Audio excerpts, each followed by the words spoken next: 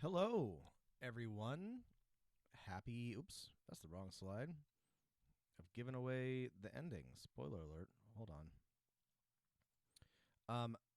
Hello, everyone, and welcome to another episode of Radical History. That's junk. What am I doing here?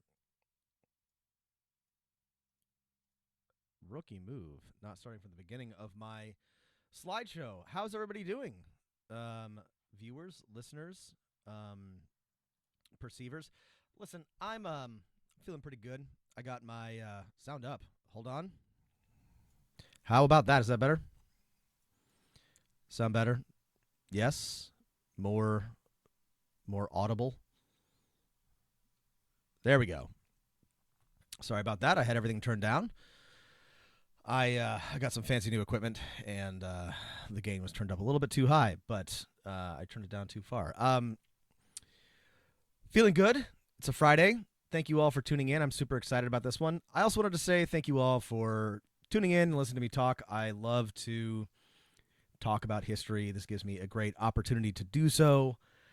I was really enjoying doing the research for this one, and I'm super excited to talk about it. So I know there's only like 5 of you here at the best of times, but I appreciate your attendance and your listening and your enthusiasm.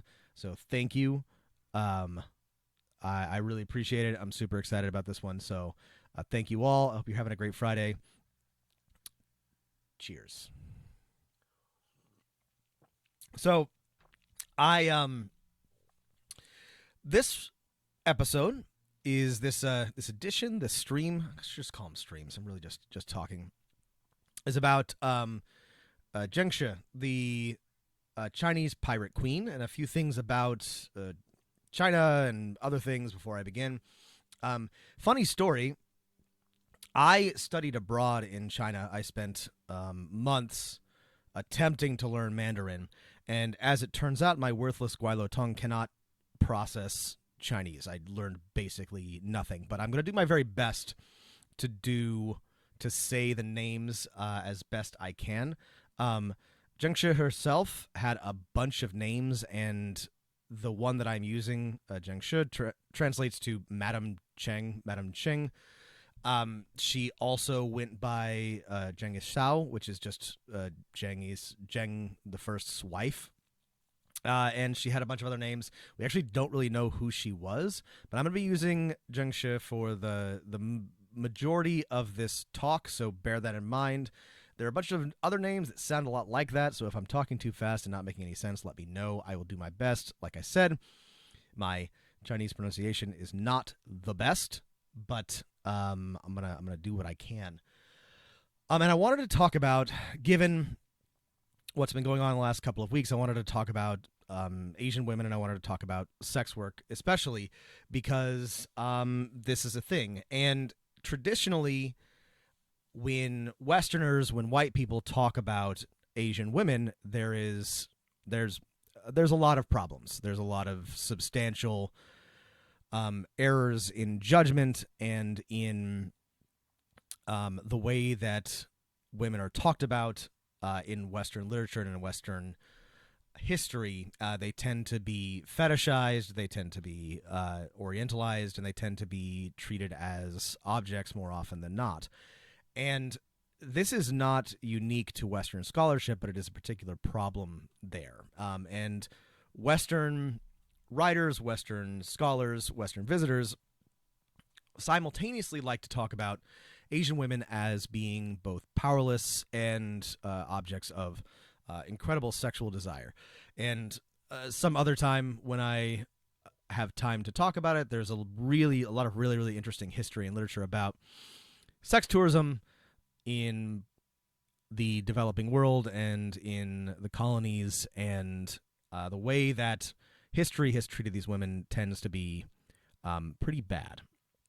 But when talking about China, it's important to understand a few things about how women were treated and how they positioned themselves within the hierarchy of the Chinese state. And what we're talking about today is it takes takes place entirely in the Qing Dynasty, 1644 to 1910. But this is consistent throughout the late imperial Ming and Qing dynasty periods. But these are Confucian states. They are ruled and run by a bureaucracy of scholar officials, mandarins, yemen, who follow a pretty strict set of rules. And there are a lot of restrictions on everybody's lives, but especially those of women. And much like in the West, Confucian values placed female sexuality at the center of moral discourse, and it had to be tightly controlled and monitored. Now, just like in the West, the way that this manifests and the way this is enforced is entirely inconsistent. But just know that much in the same way that it has always been in the West. Oh, awesome. Thank you, Matt, for this tip, The Devil Behind the Mirror. I have not read that one, though I think I read another article by Stephen Gregory on the same subject. I will do a talk on sex tourism because it's really, really interesting. But much like in the West, the sort of central issue in sexual relations was the purity and the chastity of the woman. Much, again, the same way that Christian morality places a lot of restrictions on the way that women behave and places all of the burden and blame on women for their sexual behavior. So it was in Qing Dynasty China. Concubinage, taking concubines, was legal, and many wealthy men would marry at some point prostitutes or courtesans, or they would take women as concubines to either just because they wanted to or to make sure that they had heirs for their families. This was often the only avenue for power and for self-determination for women in China. But it was also often involuntary. Many, especially in lean years, young women were sold into prostitution by their families because they couldn't pay for it. Now, when we're talking about sex workers, I want to emphasize that this is work like any other, and that it is entirely, it is no more or less dignified and no more or less valuable than anything else. You are, a person is no more selling their body than somebody who works in a mine is selling their body. It is, I mean, they are, but the point is that it's not more virtuous or less virtuous. And a lot of these women, especially, and including Zheng Shi, were entirely happy with their careers and used it to great effect. They were very good at their jobs and proud of it and not at all ashamed of the work that they did. And I think that's worth bearing in mind as we go forward. Qing China was especially, for a lot of reasons, and I'm not going to have time to go into a lot of it, but it was especially restrictive and repressive, and there were a lot of morality laws that were, of course, very inconsistently enforced. And throughout, though interestingly, throughout the Qing Dynasty, the status of concubines actually improved. It became permissible to promote a concubine to a wife, and the concubine could, if she was the mother of original sons or surviving sons. Anyway, the point is that this was a particularly restrictive time for women in Chinese history. It was not always so, and it is not always so, and it's not something sort of inherent to the Chinese psyche, as many Western authors might suggest. But just know that this was a time when Chinese women could not expect to wield any substantial power without basically breaking both taboos and rules. So, with that in mind, let's talk about what's going on in this time period. So, China has a really interesting relationship to the sea. And there's also a lot of Western scholarship about this that will sort of that will suggest that China as a nation or the nation state is somehow predisposed to being inward looking because they see China as the center of the world. They are uninterested in travel beyond their borders. this is not true, and this is a Western conception of superiority because we love to get in our boats and go around and tell people what to do. But it is true that Chinese dynasties, especially the Ming and Qing, deprioritized naval pursuits, and they were a lot more interested in what was going on beyond their direct territorial borders. And there's a good reason for this. The borders of China, and I'll show you a map after this that'll help this make sense, but in the south you have Indochina and multiple independent dynasties and kingdoms that they had to deal with, and in the east you have Korea, and in the northwest you have Mongolia, Central Asia, etc. There was a lot for China to both deal with and expand into when they were feeling expansionist that did not require them to go to sea. And so, despite the fact that a great deal of China borders the sea, there's a good reason that's not just based in, close-minded Oriental ideas of the world that explain why they chose not to expand to the sea, why they chose not to do more sea exploration. But during the Ming and Qing periods, piracy is common and widespread.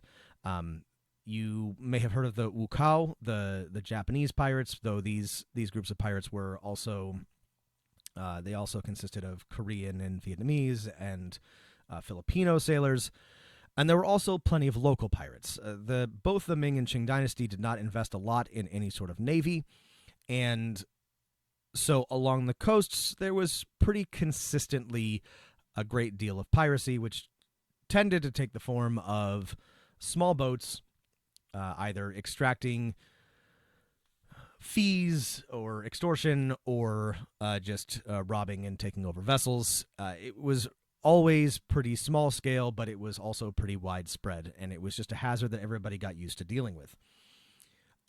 There was really state power of the Ming and Qing was often inconsistent. It's a really big place, China is, and especially on the coasts, it was really, really inconsistent, and you could not really count on any sort of imperial support if you were perhaps living in Fujian province or Guangdong province. If you were a sailor or a fisherman, you were kind of on your own. One Qing official even wrote that the salt water is the greatest threat that there is. The boats of wicked scoundrels float like froth on the sea and are impossible to apprehend. So this has been a problem for Imperial China for as long as it has existed, and it's nothing new by the time that we get to our main story and actors. So here's what Qing China looks like. I want you to pay attention to the southern part where all of our action is going to take place, where Guangzhou is and Macau. At the time, or in a lot of Western writing about this, Guangzhou is called Canton, where we get the term Cantonese, and so bear that in mind. But I'll show you an even more detailed map in a moment. But Guangzhou and Macau are on a sort of a delta and a coastal plain, and there's a lot of islands and sea nearby. And the Qing Dynasty is it's a foreign dynasty. It is the Ming Dynasty in 1644 was conquered by the Manchus, who established their own empire over China, or sort of absorbed it, or were absorbed into it. And by the 19th century, it had become pretty sclerotic, bloated. It was not functioning particularly well. It was turning increasingly inward. It was crumbling under its own sort of bureaucratic weight. And there were a lot of both internal and external problems. The bureaucracy, a lot has been written and said about the Chinese bureaucracy, but at this time it had become really, really non-functional and non-responsive to any of the needs of the people. So there's substantial problems, and you're probably the 19th century in China is one of the most fascinating time periods in history. There are a bajillion rebellions, there's the Opium Wars, there's all kinds of stuff. But it's a troublesome time for the people of China and for the Chinese Empire in a lot of ways. And one of the ways that manifests is a diminishing of state power in a lot of places, especially in Guangdong province around where Guangzhou and Macau are. And, whoops.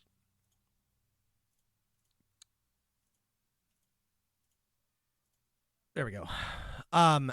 This is a map of the area around Guangdong.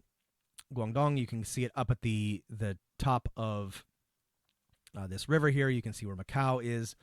And this whole area is just run through with little rivulets and islands and deltas and plains and marshes. And it's a great place for pirates to hide. It's a great place for people to take to the sea. And interestingly, by 1757, Guangzhou is the only port in China that is open to foreign trade. And there's some inconsistencies there, but legally, officially, this is the only place that foreign traders can come and go, which vastly grows the wealth of the people of Guangzhou between 1757 and 1840, whenever the First Opium War ends and more of China is opened up. But this wealth is inconsistently distributed. Qing sources estimate that 70% of the people living along Guangdong's coast were fishermen, and fishing was not a profitable or respectable profession at this point in time. Fishermen are not paid a lot for their catch. It is not well supported, and so these fishermen are extremely poor. They are disenfranchised, and by this time, the massive population growth, especially in the Guangdong province, is making it harder and harder to catch fish and harder and harder to make a living as a fisherman. But the merchants and officials of Guangzhou and of the Guangdong province are increasingly very wealthy due to trade with Siam, Vietnam, Malaysia, the Malaccas, etc. And, of course, as the British and Portuguese start to make more and more frequent trips to this area, they are also profiting from this trade. So the already sort of like sclerotic and burgeoning bureaucracy and largely unequal world of the Qing Empire becomes especially so in this part, in the southern coastal parts of China. And one of the things that sort of emerges from this is a robust trade in prostitution, which takes place in floating brothels, basically junks, ships in Guangzhou Harbor, where prostitutes ply their trade. There's a lot of crime of all sorts in Guangzhou, in the Guangdong province, but this is one of the ways that it takes its or manifests most prominently. One more piece of background. That's not true. There's more pieces of background. I hope you all like this because I love setting it up before I get to the main story. Is Macau. You have probably maybe heard of Macau. Interestingly, I didn't know this. We're getting to the lady. We're almost there. Macau is, as you saw on that map, south of Guangzhou, and today it's a massive. It's like a casino land. It's like the Vegas of China. It does like 7 times as much casino revenue as Vegas. Anyway, super interesting. But it hadn't really been well established as a settlement prior to the arrival of Portuguese merchants, who established a trading post there in the 16th century. And there were a lot of clashes with the then Ming Empire, and they decided rather than keep fighting with the Portuguese, they would rather just cut them a deal. And so Portugal leased a portion of China from the Ming Empire, and they kept it for like 500 years. It was only restored to China in 1999, the same as Hong Kong. It is also one of those one nation, two systems places. It is in the James Bond movie. I cannot confirm or deny that they have Komodo dragon pits. It seems like they would. That's cool. I don't know. Anyway, if anyone's been to Macau, let me know. Seems fancy. So keep this in mind as we are going forward. So in 1788, around the time that our story is taking place, there's a major rebellion in Vietnam, the Tay Son Rebellion. And these names I'm going to get wrong. I'm sorry. Three brothers, Nguyen Ngoc, Nguyen Huê, and Nguyen Lu from the Tay Son region of Vietnam rose up and defeated their local lords and the Lê Dynasty, uniting the country for the first time in 200 years. So what's interesting about this is that the Tay Son dynasty in Vietnam provides safe harbor to an increasingly large confederation of Chinese pirates. They hang out on the coast of Vietnam, and they raid inward towards Guangzhou and elsewhere. And it grows to be a very, very substantial number of sort of Chinese exile pirates. And going into, so this is, an ancient Nassau, exactly. It's a pirate nation, and they were very deliberate about allowing these pirates to stay. It was helping them keep their power. Again, the Qing Empire's grasp on their subject nations, their sort of vassal states, is waning. And this is one of the ways that the Tay Son managed to remain independent. Though this only lasted for 20 years, but during this time, there's a massive growth in the number and distribution of pirates. And around this time is born, or emerges, Zheng Shi.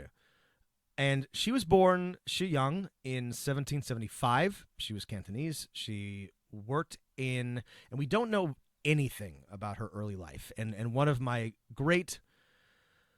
things that makes me deeply sad about doing this type of history and type of research is that she did not leave any writing of her own. She did not leave really much of records of her own. She may have very well been illiterate. It is entirely likely that she did not learn to read or write. It was not common for non-wealthy women to learn that in China at the time. It also may be that she just didn't feel like writing anything. She was busy. Who knows? So we're having to piece together a lot of this from other reports, and so it's unclear who she was, where she came from, but she was born in 1775, and she worked in a floating brothel in Guangzhou for the first part of her life. When she sort of enters the historical record, it is unclear whether she was a prostitute or whether she was a madam. She may have been running her brothel, or she may have been working in it. It's not clear. It's not said. But at some point, she meets the pirate Zheng Yi, who is famous and very successful in leading a loose confederation of pirates in Vietnam at the time. According to lots of fantastical histories, he was absolutely smitten, totally charmed by her incredible beauty and grace and seductiveness, and could not wait to marry her. It's unclear if that's the case. This may have actually been a more strategic marriage, but it is clear that they married sometime in the 1790s, and that she joined him on his pirate fleet around this time. So, Zheng had put together a coalition of pirates in Vietnam at this time, and by the 1790s, when he and Zheng Shi were working together, had somewhere in the vicinity of 400 junks and 70,000 men under his command. And he had divided them into 6 squadrons: blue, red, green, black, white, and yellow, the largest of which was the Red Squadron. And this group of pirates is sometimes called the Red Flag Fleet. I don't know if this is actually in the historical record or if that's a name that was given to them afterwards, but I will maybe call them the Red Flag Fleet for funsies. And they sailed on what you see here, Chinese junks, and They were already extremely successful, but grew to be a really formidable confederation and group of pirates at this time. And this was the first time that there had been any real organization. These groups of pirates had operated, like I said, for hundreds of years around the coasts, but Zheng had substantial success in organizing them in a way that that nobody had before. And I'll talk about part of why that worked in a bit. But in 1802, the rebellion in Vietnam is crushed, and so this fleet decides to move out of Vietnam and back to the Guangdong province, and especially in the area around Guangzhou. And they operate around Guangdong and Fujian province and sort of the Taiwan area for the rest of this fleet's existence. So they return to China proper and start making trouble. And the main way that they make trouble is that they start to extort vessels for basically protection money.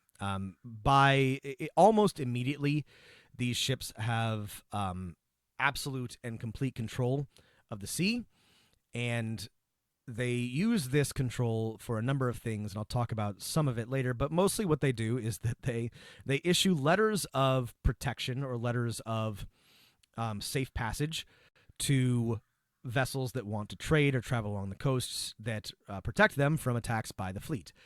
And they would also do regular piracy, where they just board somebody and take their stuff, and they would attack the coasts. But they're already immensely successful, and the Qing Dynasty has absolutely no recourse and no real viability when it comes to stopping them from doing so. This guy you see here is Zheng Po. I'll talk about him a little bit more, but a little bit later. But from 1802 to 1809,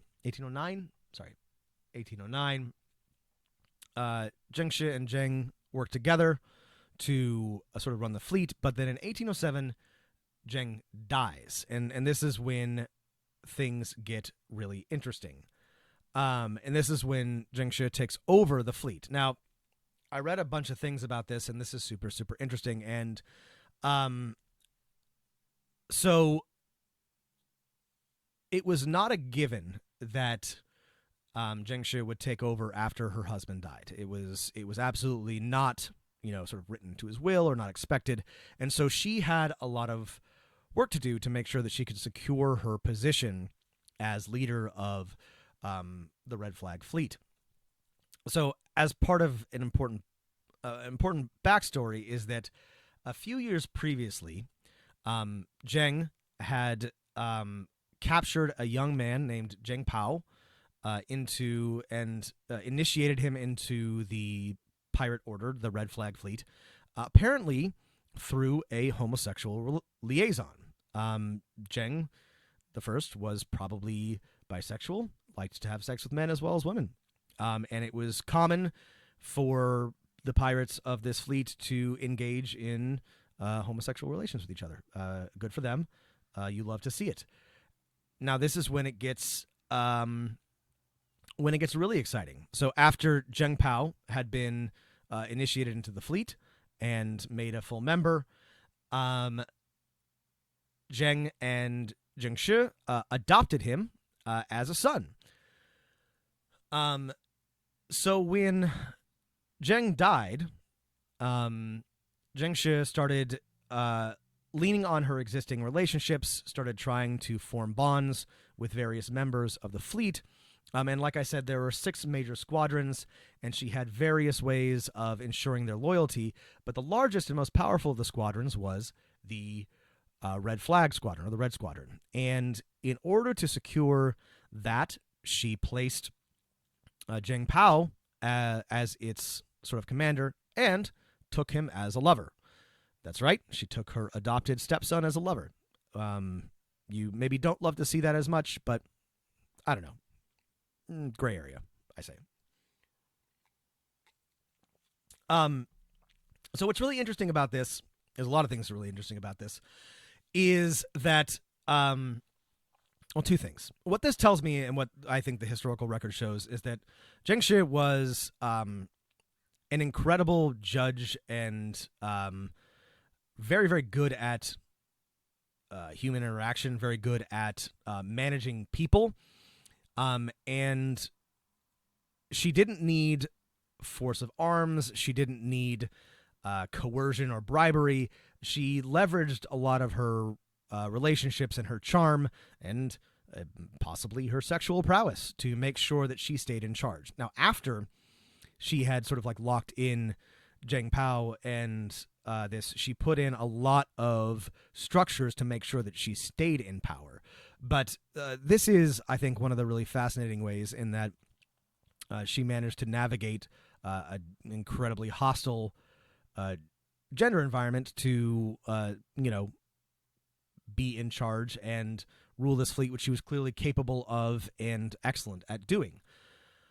So one of the things that she did immediately afterwards was she established a strict code of conduct and behavior.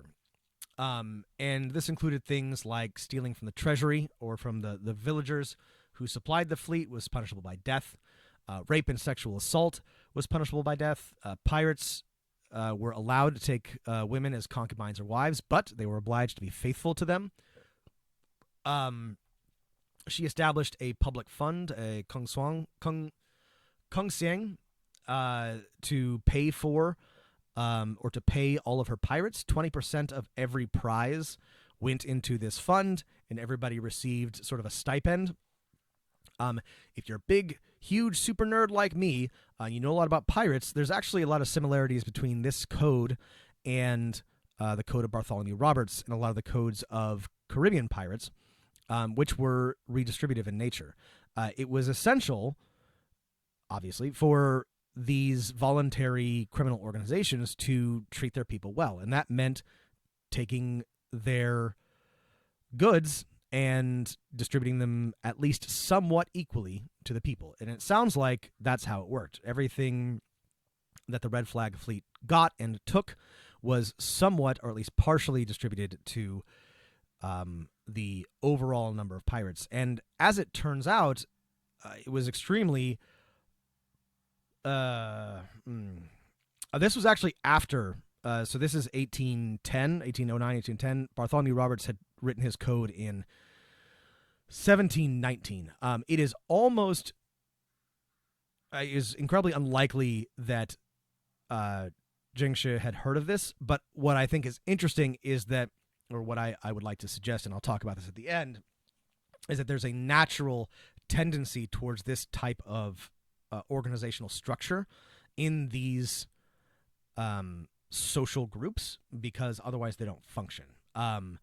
And I would love to think that there was some sort of actual pirate oral tradition passed down, but I think it's more likely that there's something structurally that necessitates this type of agreement. So also, unlike in the Caribbean, there really wasn't enough. That's right, you can't. It can't be done. A pirate is in full control of their life, which is why they cannot be allowed to exist. More on that later. Zheng Shi also knew that just stealing merchant,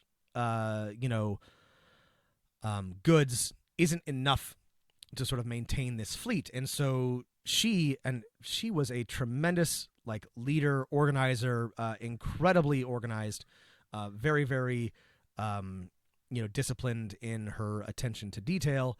So she set up tax offices in the major port cities like Guangzhou to oversee these taxes and fees that I mentioned, so that people would not be captured by the ships as they were traveling. She established an office in Macau to issue documents of protection to merchants. She and the fleet allied themselves with the local yamen, the imperial bureaucrats, who exchanged information, and they would facilitate trade for bribes. And had a whole... It wasn't just like a criminal empire. It was a whole sort of separate state. It operated in a lot of the ways like a shadow of the Qing Empire, which had abandoned a lot of this area. Again, it collected taxes, it provided protection, It kept people safe. It provided employment. And increasingly, they were an incredible threat to the Qing Empire itself, which, like I said, had not really invested very much in protecting the seas. These pirates, again, hundreds of ships, tens of thousands of sailors and pirates. They had cannons on their junks. They were well armed, but they were exceptional hand-to-hand combatants.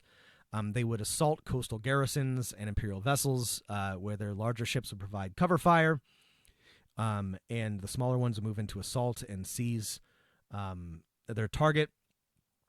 Eventually, the Imperial Navy just gave up on opposing them, and the naval commanders would sabotage their own ships rather than risk going up in combat with Zheng Shi.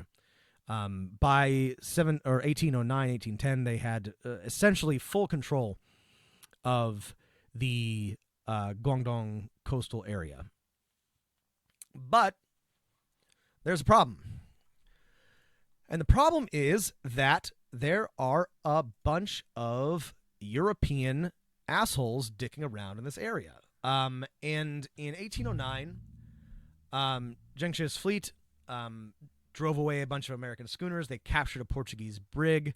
They blockaded some vessels from Siam that were coming to trade. And they even threatened Guangzhou itself. And desperate, completely unable to deal with Zheng Shi and her pirates, the Qing officials finally relented and began to negotiate with the foreign powers. And they leased one ship of the line from the East India Company and 6 men of war from the Portuguese to help them in their fight against the Red Flag Squadron, the Red Flag Fleet. But 2 can play at that game. Actually, a lot can play at that game. And Zheng Shi negotiated with the British and the Portuguese on her own terms to, again, potentially acquire some military aid for herself and protect her fleet. And this is what's really interesting about here is they fought a couple of battles with Western powers. You can see one of them here.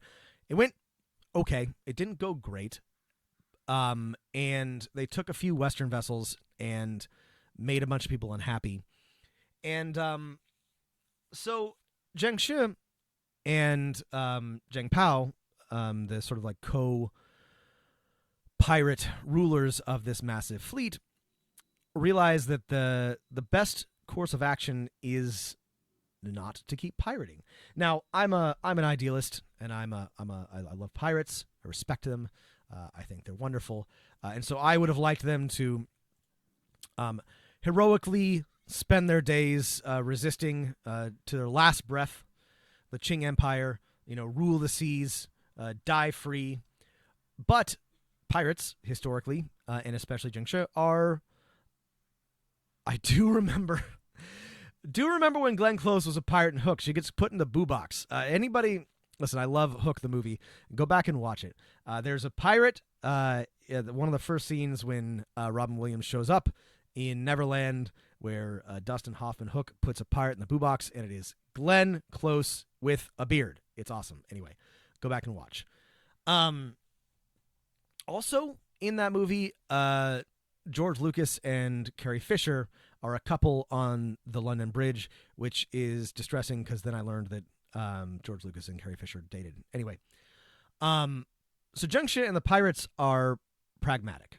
All pirates throughout history have always been pretty pragmatic, and so they realize they can't keep this up forever. And so they negotiate for terms.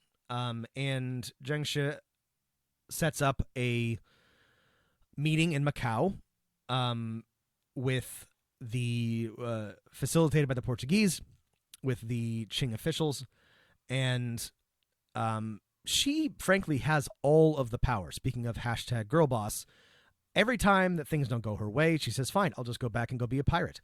And so she waits and she waits and she waits, and she holds out until she gets terms that are favorable to her. And the terms are extremely favorable. A small number, a couple hundred of pirates are imprisoned, executed, but the vast majority, again, there were tens of thousands of these pirates, were allowed to reintegrate. Many of them were offered positions in the military or the bureaucracy, and Zheng Pao is given a significant post as a colonel, where he quickly rises through the ranks, despite a lot of people being angry because he was a pirate. And Zheng Shi manages to secure herself the formal title of official's wife, even though this was technically illegal for remarried widows. And again, like, I would like to have seen, them stay pirates and live free and, I don't know, form a beautiful pirate nation in the Guangzhou deltas.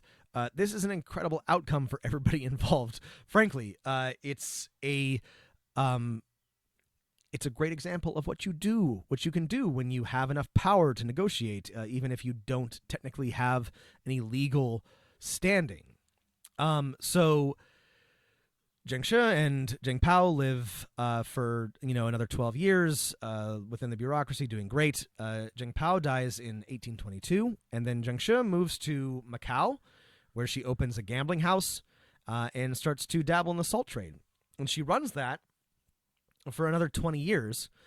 And in the late 1830s, she serves as a military advisor during the First Opium War. And then she dies of old age in 1844 at a comfortable age of 69, having gotten away with it, having managed to be a fucking pirate for as long as she felt like and then quit. This is, if you were familiar at all with the careers of famous pirates in the West, incredibly, incredibly, incredibly rare. Basically never happens. It is unheard of for a pirate to be able to retire and live out the rest of their days. So extreme mad props to Zheng Shi for being the fucking best. And as I mentioned in my teaser for this, by both the number of men she had under command, by the sheer volume of trade she commanded, she's far and away the most successful pirate in history. Not even close. Bartholomew Roberts and Henry Every, Blackbeard, all, commanded small fleets and made small fortunes, but nothing compared to this. And they all died. Oh, that's not true. Henry Every died, I think, of old age, but he was completely impoverished, so that hardly counts.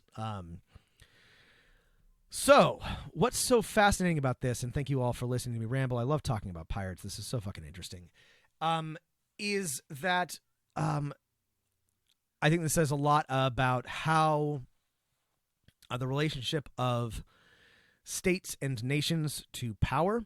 One of the later governor of Fujian, Wang Jiyin, wrote, "People are not born pirates, but they become pirates because the land cannot support them." And which is really interesting. And one of the things that is true throughout history is that piracy flourishes when there is not enough work to go around, when societies become exceptionally unequal, when state power is weak. And this is true both in the West and in the East. One of the authors that I wrote described this as escape societies. So they're small, decentralized groups that flee or voluntarily disengage from the sort of the powers that be, the society as it exists, the state, right? Because they are not given any opportunities to advance or thrive within it. And one of the interesting things about this is these are all necessarily decentralized. No, it is mutual aid, right? It's redistributive. And one of the interesting things about this is it has to be redistributive because it's voluntary, right? You choose to become a pirate, right? Sometimes it's coerced, but like it is a voluntary organization, right? And so if it did not give wealth, if it did not share wealth equally, it would not function, which I think says something really interesting about states and about the world that we live in, and something about the way that our non-voluntary societies are structured. And one of the other things that's so fascinating about this, and the reason why pirates are so threatening beyond just their actual violence, the reason why I think pirates hold such a terrifying and fascinating hold in our collective imaginations is because the more successful that pirates become, the more obvious it is that the whole system is a bunch of fucking bunk, right? It challenges the monopoly on violence and the legitimacy of the state, right? The more that pirates become successful, the more they start to operate as sort of a mini state themselves. And you say, oh well, they're robbing people, they're taking wealth away from them. But like as they grow bigger, increasingly that just looks like taxation, right? And I'm not gonna say taxation is theft, but like it's important to understand that these are sort of non-voluntary, often coerced redistributive measures. And in the case of pirates, it is distributed somewhat equally downward through the ranks. In the case of states, it is often redistributed to an elite, to the military, to whatever. And this is what's so interesting about pirates, and this was so fascinating for me to read, is there's so many parallels between this totally unrelated surge of pirate activity in late Qing China and the the golden age of piracy in the Caribbean, which is my area of expertise. So, that is the story of Zheng Shi. Again, I wish that I had more to tell you about her, because there's just not much in the historical record. But from what I can tell, is she was an incredibly powerful, smart, really understood how to lead people. She was incredibly well liked by her men. All the evidence points to her being a sexual powerhouse as well. Absolute incredible, top-notch, #girl boss. Very, very impressive woman. Cheers to her. Way to fucking go, Madam Qing. Yeah, so thank you all for tuning in and listening. This was a lot of fun for me. I will be back next week with, I'm actually not sure just yet. Oh, wait, hang on. No, wait. Next week is still April. Poison Kafer, why is it hard to catch my streams? I'm sorry. I'll do better. I will do better. I'm actually not sure what next week is. It's going to be April 2nd. Oh, because they're short. Well, I'll try to do longer. They feel long. I can talk for more. I can talk more. Yeah, I'm not sure what I'm going to do next week. Open to suggestions, but I, as always, have about 10,000 things to talk about. So those of you who are who tuned in, thank you so much for tuning in and listening. And I'll check my Twitter, check Instagram. Oh, this is very flattering. Thank you, Poison Caver. I may I can talk. I may try to talk for longer in the future. It's weird because this feels like a long time, but I know that Twitch is actually oriented around longer streams. So I might try to do something with a different format, or I might do some other stuff in the future. I'm afraid. I know I've been doing this for a year now, but I'm still kind of getting used to the whole thing. So anyway, I appreciate everybody tuning in and listening. I love doing this. I'll be back next week. I'll have more to talk about, and stay safe out there. Stay healthy. Get vaccinated, and yeah, I'll see you all soon.